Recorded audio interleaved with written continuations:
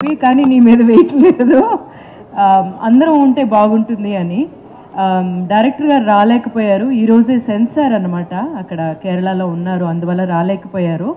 అందువల్ల మనం అందరం ఈ పిక్చర్ గురించి మాట్లాడడానికి కరెక్ట్గా అందరం ఉండాలి అని చెప్పేసి అనుకున్నాం అనమాట. మలయాళం పిక్చర్ల గురించి అందరూ ఎదురు చూస్తున్న అటువంటి పిక్చర్లే మలయాళంలో చేస్తున్నారు ఈ మధ్యన. అందులోనూ టొవినో పిక్చర్స్ మీరు అందరూ ఎట్లాంటి పిక్చర్స్ తను చేస్తున్నారు, అవన్నీ ఏమో ఒక భాష ఆ ఒక పరిధిలో ఉండిపోవటం లేదు. మనం అందరూ గర్వపడగలిగే సినిమాలు మలయాళం నుంచి వస్తున్నాయి. ముఖ్యంగా ఇక్కడ కూర్చున్న ఆర్టిస్టులు అందరూ అందులో భాగమై ఉన్నారు. 2018 అయితే ఆస్కార్కి కూడా వాళ్ళు చూశారనమాట. ఇలాంటి సబ్జెక్ట్స్ చేస్తున్న ఈ మలయాళం అక్కడి నుంచి ఇండస్ట్రీ నుంచి చాలా అంబిషియస్ ప్రాజెక్ట్ అండి ఇది. మీకు చూస్తుంటేనే తెలుస్తుంది అనుకుంటాను, చాలా అంబిషియస్ ప్రాజెక్ట్ అనమాట. ఒక కొత్త డైరెక్టర్ అని చెప్పి అనుకున్నా కూడా ఆయన 8 సంవత్సరాలు ఈ పిక్చర్ గురించి, అంటే అంతకుముందు ఈ కథ మీద కూర్చుని ఆయన డైరెక్ట్ చేయాలి అనుకున్నదంతా చాలా పెద్ద జర్నీ అయ్యి ఉంటుంది. కానీ ఈ పిక్చర్ వర్క్ చేయడం స్టార్ట్ చేసి, ఆయన కథ మీద వర్క్ చేయడం స్టార్ట్ చేసి 8 సంవత్సరాలుగా చేస్తున్నారు ఆయన. కానీ ఇట్లాంటి ఒక 3 కాలాలు అనే ఒక కథని తీసుకోవడం, ఆ కథ ఒక కథానాయకుడు డెఫినెట్గా తన భుజాల మీద భరించగలడు అనే ఒక ఆర్టిస్ట్ని నమ్మడం. కానీ ఇదేమో ఇంకొంచెం టైం పట్టడం ఈ పిక్చర్కి మంచిదయ్యింది అని అనుకుంటున్నాం అనమాట.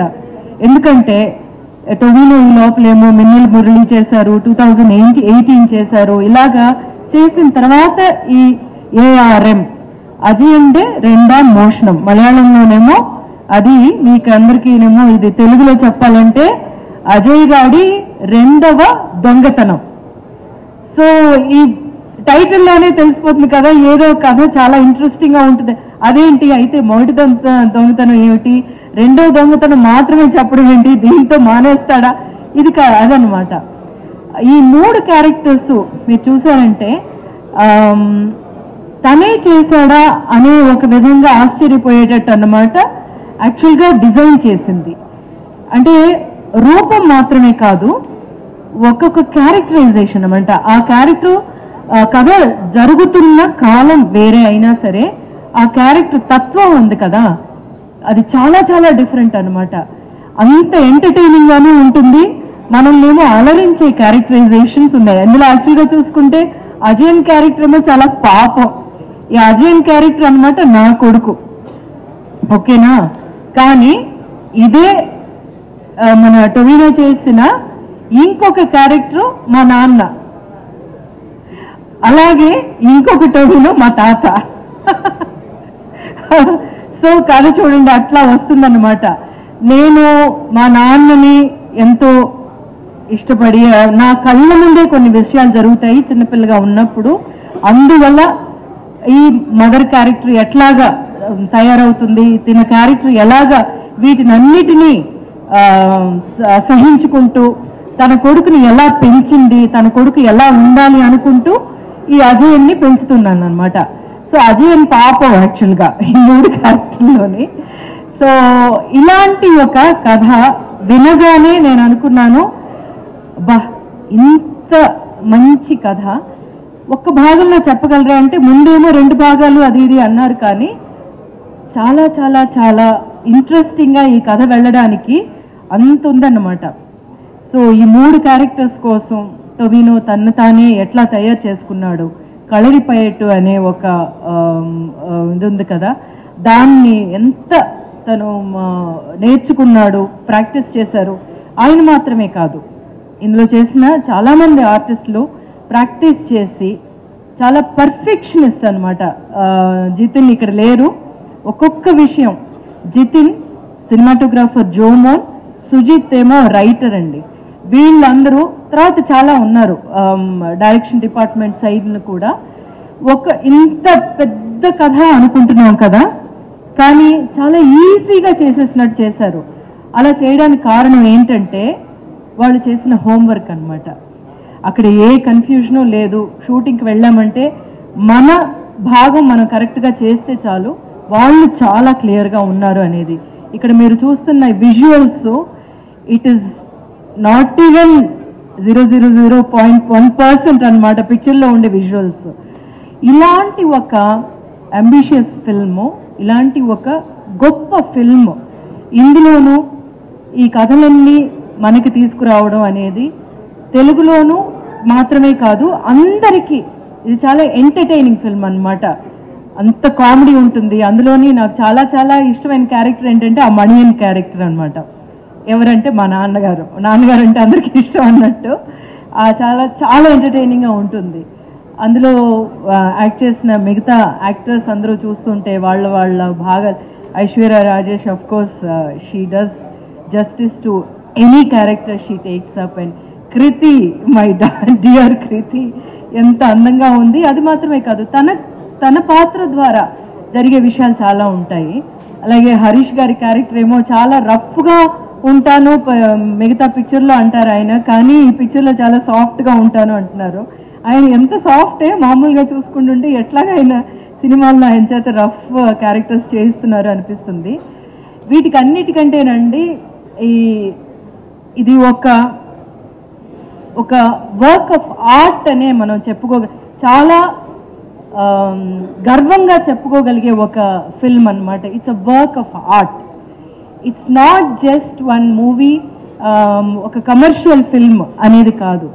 సో అందులోని ప్రతి దాన్ని తీర్చిదిద్ది మీ ముందుకు తీసుకొస్తున్నారు. 12th రిలీజ్ అవుతుంది.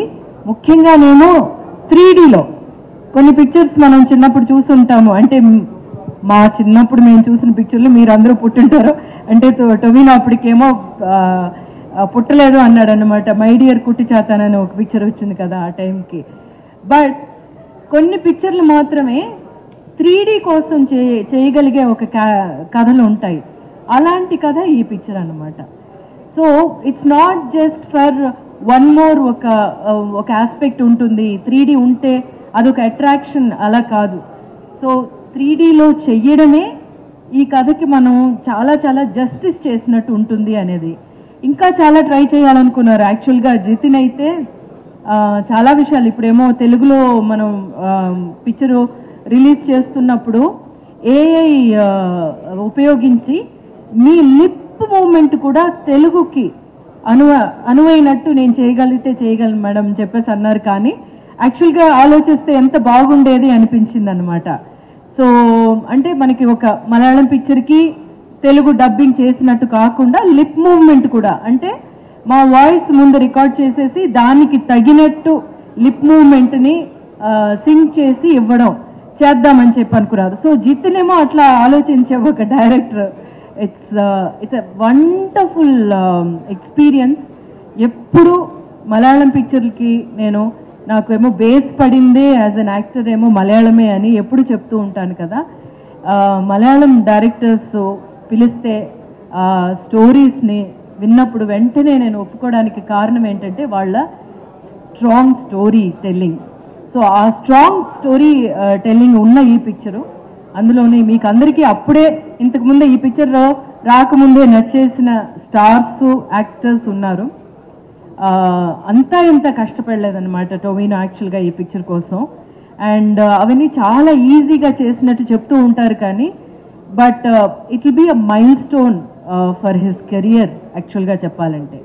సో ఇట్లాంటి ఒక ఫిల్మ్ 12th రిలీజ్ అవుతుంది. మళ్ళీ మీ అందరి ముందుకి ఇట్లాంటి ఒక మంచి పిక్చర్తో రావడం అనేది నాకు చాలా సంతోషంగా ఉంది. నేను అందుకే అన్నాను అన్నమాట, హైదరాబాద్కి డెఫినెట్గా నన్ను తీసుకెళ్ళండి, మా తెలుగు వాళ్ళతోటి నేను మాట్లాడతాను, నేను చెప్తాను అని చెప్పేసి. వేరెక్కడికి వెళ్ళలేదన్నమాట. కేరళలో వాళ్ళు చూసుకుంటారు, కర్ణాటకలో చూసుకుంటారు అంతా, బట్ ఆంధ్రప్రదేశ్ మాత్రం నేను వస్తాను అని చెప్పాను అనమాట. సో నాకు చాలా డియర్ ఫిల్మ్ అండి ఇది. ఎందుకంటే అంత స్టఫ్ ఉంది, మీరు చూస్తుంటేనే మీకు అర్థమై ఉంటుంది. అండ్ అందరూ చూడండి. అందులో మైత్రి మూవీ మేకర్స్ ద్వారా రాబోతుంది అన్నది మా ఆస్థాన కంపెనీ లాగా. So I'm really happy that Mythri movie makers ఈ పిక్చర్ని రిలీజ్ చేయడం అనేది. అండ్ మిగతా ఆర్టిస్టులు బెసిల్ జోసెఫ్ అంటే మీరు చెప్పినట్టు he's become world famous now. అన్ని దెబ్బలు తిని వరల్డ్ ఫేమస్ అయిన యాక్టర్ అంటే ఆయనే అయి ఉంటాడు అనుకుంటాను. సో వీళ్ళందరూ కలిసి, అంటే ఆయనే ఒక హీరో, ఆయనే ఒక డైరెక్టరు, కానీ ఈ పిక్చర్లో ఆయన ఒక క్యారెక్టర్ చేస్తున్నారు. మలయాళంలో ఎప్పుడు అలా జరుగుతూ ఉంటుందన్నమాట. సో డెఫినెట్గా ఈ పిక్చర్ మీకు అందరికీ నచ్చుతుందని తెలుసు. మళ్ళీ వారమో లేకపోతే 10 రోజుల తర్వాత వచ్చి కలిసినప్పుడు మీరే చెప్తారు ఎట్లా ఉంది ఈ పిక్చర్ అనేది. And enjoy yourself and you're going to you're in for a treat అనమాట. ఇప్పుడు ఓణంకి రిలీజ్ అవుతుంది. ఓణం సద్య గురించి మీరు అందరూ వినుంటారు కదా, the best spread of feast. అట్లాంటి ఒక ఫీస్ట్ మీకు అందరికీ కేరళ నుంచి ప్రత్యేకంగా తయారు చేయబడి 12th మీకు మీ ముందుకు రాబోతుంది. And love to all the technicians and actors who have taken part. They have really worked so hard.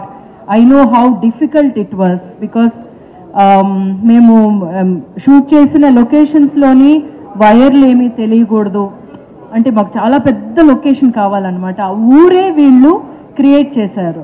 అలాగే ఒక తిరునాళ్ళ లాగా, ఫెస్టివల్ లాగా క్రియేట్ చేయడానికి దగ్గర దగ్గరేమో 2000 ఆర్టిస్టులు రావాల్సి వచ్చింది, జూనియర్ ఆర్టిస్టులు.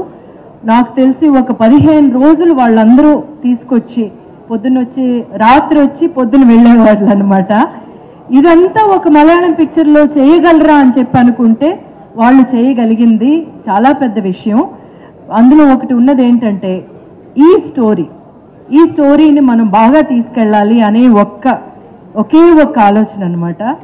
So great and thank you for this opportunity again and again, because my directors give me this kind of a great opportunity for me to stand here again and say that I'm part of a great film, another great film, and enjoy yourselves on the 12th. It's going to be a fun ride.